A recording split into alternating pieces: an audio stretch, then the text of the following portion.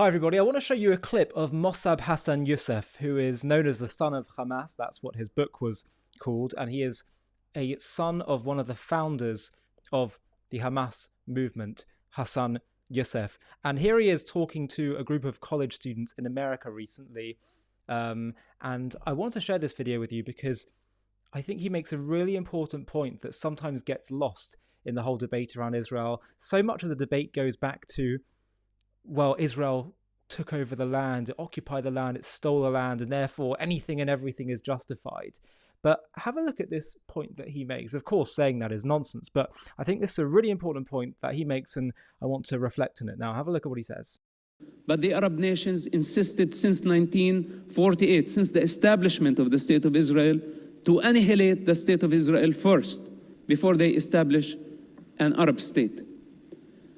The international community offered the Arabs to build an Arab state side by side the State of Israel back in 1948. But the Arabs refused. They came back in 1967 with the intention to annihilate the State of Israel, and they failed. Israel was extremely outnumbered by the Arabs. Hundreds of millions of Arabs surrounding the State of Israel, newborn, very small state. And when they lost the war, Israel controlled the West Bank, Sinai, and the Golan Heights. Since then, the Arabs have been trying so hard to destroy the State of Israel.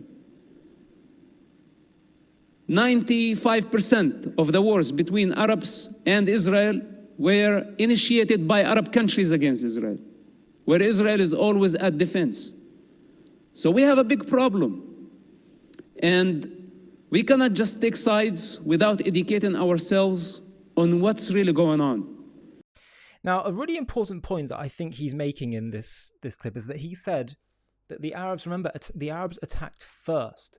So the notion that I think a lot of people have, people that are hostile to Israel or perhaps ignorant or fence-sitters, they think Israel took over the land and then the Arabs in response said, well, this is not right, we're going to fight a war. No, that's not what happened.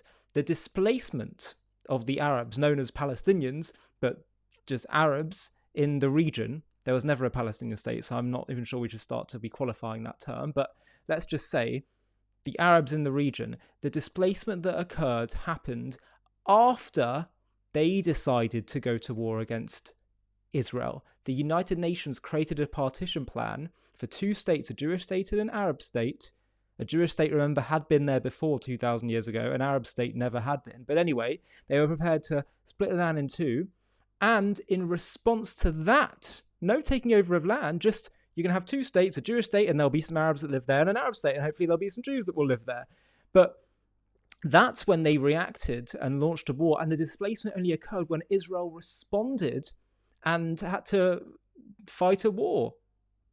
And go into several territories and regions with, Arab communities, and a lot of them actually fled during that war of independence, told by the Arab leaders, just give us a bit of time, we'll take over the whole land and get rid of this Israeli state notion, and you'll be able to come back to your home safe and sound. But of course that didn't happen. Israel was victorious. But this is the key point. They did it first. So we've got to really hammer home this notion to people that the whole Palestinian cause is not about we had the land and you're taking it over. It's about we cannot tolerate a Jewish state on any plot of land at all. That's the point. It's not about displacement. It's not about a Palestinian national identity, which the leaders themselves, both past and present, have said it's just a tool. It's a strategy in order to get rid of Israel. Really, they'd be happy to be part of an Islamic empire, caliphate, other states. They see themselves as part of Greater Syria, really. This is the key point that Mosab Hassan Yousef has awoken to. And it's amazing that he has done this despite being raised among such hate. Such a critical point that we need to hammer home to people. And of course, more recently, the land for peace approach was tried with Gaza. It was in some ways, it was a mini two-state solution. Israel handed it to them. And what happened in return? They got war. So we've got to stop legitimizing this hate-filled ideology and seek a different way forward towards getting real peace. I'm Ollie Annisfeld and you're watching JTV.